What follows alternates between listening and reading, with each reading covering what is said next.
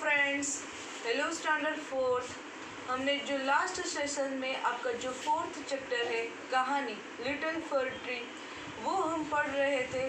कहानी थोड़ी सी छूट चुकी है, आज उसको ही कंटिन्यू करेंगे।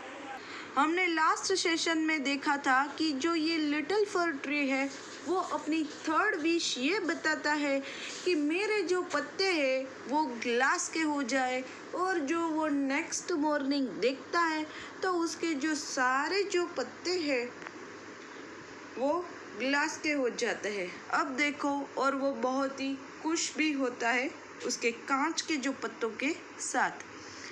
एट नाइट, यहाँ से हम कंटिन्यू करेंगे। देखो,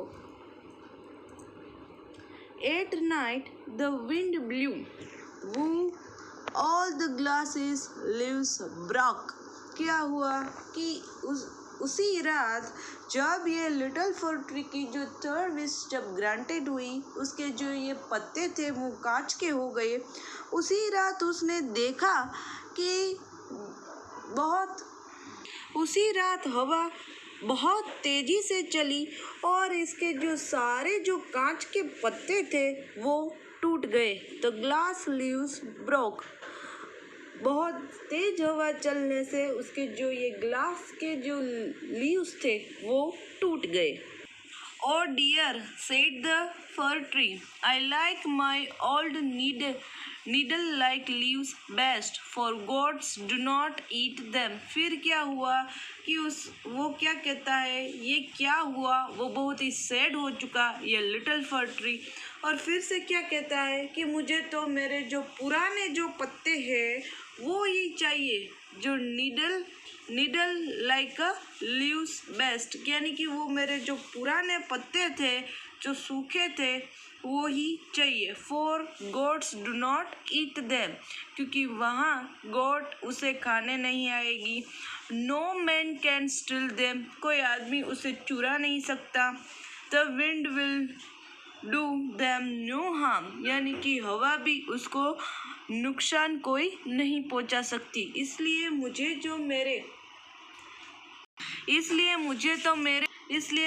तो मेरे पुराने पत्ते ही चाहिए। देखो, इस पेड़ की जो फोर्थ विश थी वो क्या थी, उसको उसके जो पुराने जो नीडल लीव्स थे वो ही चाहिए, क्योंकि गोट उसको खा नहीं सकती, कोई आदमी उसे चुरा नहीं सकता, हवा उसको नुकसान नहीं पहुंचा सकती। उसने जो ग्रीन लीव्स की जो फर्स्ट विश थी इस ट्री की, तो क्या हुआ कि गोट अगर वो खा गई। उसकी सेकेंड विश क्या थी कि मेरे जो ये पत्ते हैं वो गोल्ड के हो जाए, सोने के हो जाए, तो क्या हुआ, आदमी चुरा कर ले गया। थर्ड डिमांड क्या थी, थर्ड विश, कि मेरे पत्ते हैं वो ग्लास के हो जाए, कांच के हो जाए, तो क्या हुआ, उसी रात तेजी से हवा चली और टूट गए। कांच है वो टूट जाता है।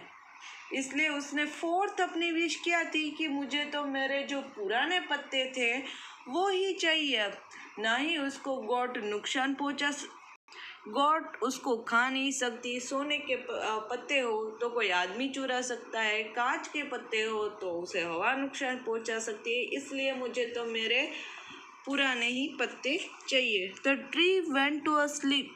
When it woke up the next morning, it had all its needles back again. फिर से वो जागा अगली सुबह और उसने देखा कि उसके जैसे भी जो वो पुराने जो नीडल लीव्स थे वो वापस आ गए।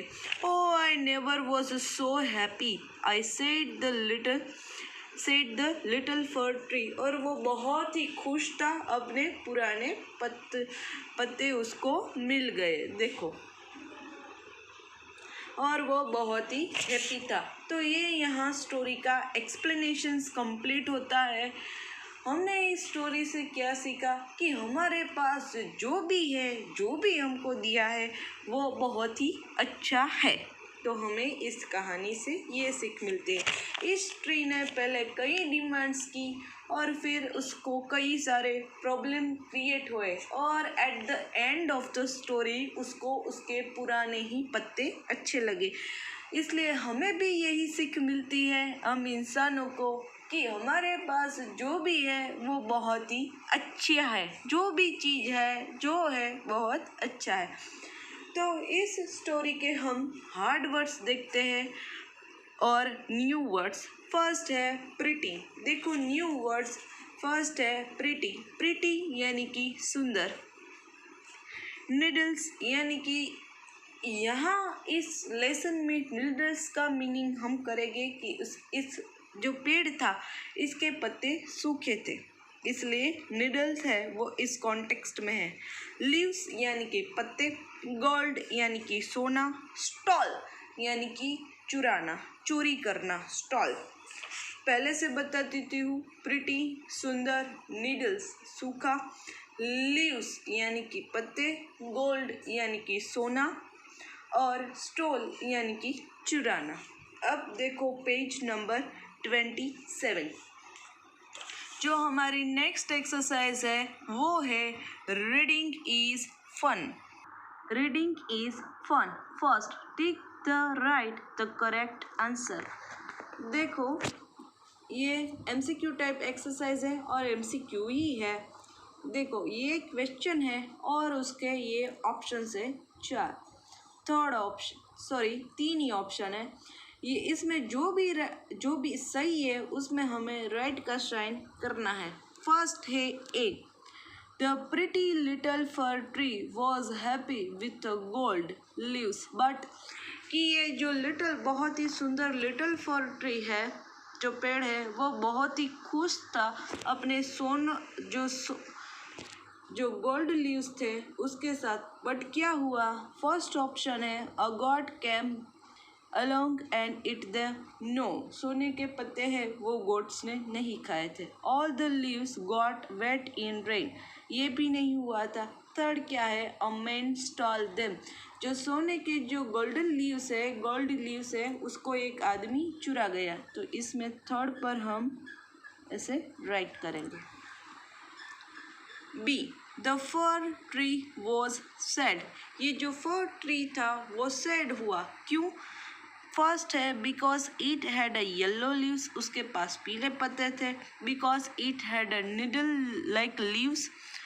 और थर्ड है because it was a very short, वो बहुत ही शॉर्ट था। तो यहाँ आएगा ये सेकेंड ऑप्शन को हम राइट करेंगे, because it had a needle like leaves, second option. Third है C, the fir tree was not happy with the gold leaves. ये जो लिटिल फर ट्री था वो अपने गोल्ड लीव्स के साथ क्यों खुश नहीं था? तो फर्स्ट ऑप्शन है because the gods came and it ate them up. No, a man stole them. और थर्ड है द गोल्ड लीव्स ब्रोक। तो सेकेंड ऑप्शन आएगा। हम सबको पता है कि उसे एक आदमी है वो चुरा कर ले गया इस गोल्डन लीव्स को।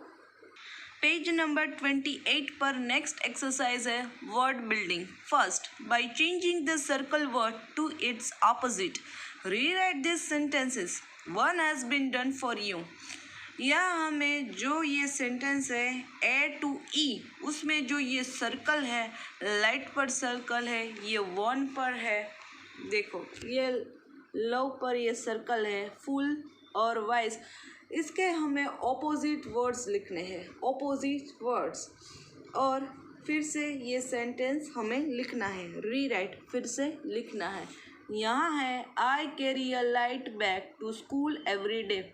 आई कैरी हैवी, देखो ये लाइट है, उसका ऑपोजिट है heavy. Bag to school every day, तो उसी तरह हमें ये करने हैं। बी देखते हैं, Reena won the race. Reena है वो रेस जीत चुकी। वॉन है उसका होगा lost. Reena lost the race, Reena है वो रेस हार चुकी। वॉन का होगा lost. I love eating vegetables, मुझे वेजिटेबल्स खाना बहुत अच्छा लगता है। लव का होगा hate. I hate eating vegetables, love का opposite hate. D, this glass of milk is full, this glass of milk is empty. Full का ऑपोजिट होगा empty. This glass of milk is empty. The old man is wise. तो यहाँ आएगा the old man is crazy. Wise का opposite होगा crazy. अब देखते हैं next exercise. Now give the opposite of the word below by ending and un और im. अन और इम। यहाँ हमें अन और इन लगा के हैप्पी का ऑपोजिट लिखना है, पोलाइट का लिखना है। तो अन और इन का यूज़ करके हमें ये सारे वर्ड्स के ऑपोजिट वर्ड्स लिखने हैं। तो फर्स्ट है हैप्पी, तो अनहैप्पी, हैप्पी तो अनहैप्पी, पोलाइट इम्पोलाइट, सीन का unseen, proper improper, lucky unlucky, possible I M का यूज़ करके impossible, important unimportant, perfect imperfect, healthy unhealthy, safe unsafe, patient impatient unpatient और प्योर इम्प्योर। तो ये हुए इसके ऑपोजिट वर्ड्स। तो यहाँ ये एक्सरसाइज कंप्लीट होती है। इस एक्सरसाइज में हमें अन और इन का इस्तेमाल करके इसके ऑपोजिट वर्ड्स थे जो एंटोनियम्स भी आप। तो यहाँ ये एक्सरसाइज कंप्लीट होती है। इसको हम एंटोनियम्स भी कहते हैं ऑपोजिट वर्ड्स को, जिसका हमें अन और इन का इस्तेमाल करके ऑपोजिट वर्ड्स लिखे। तो आज के सेशंस के लिए इतना ही। नेक्स्ट सेशन में इस चैप्टर की एक्सरसाइज कंटिन्यू करेंगे। तब तक आप इस स्टोरी को रीड और लर्न करना है। So good by two all.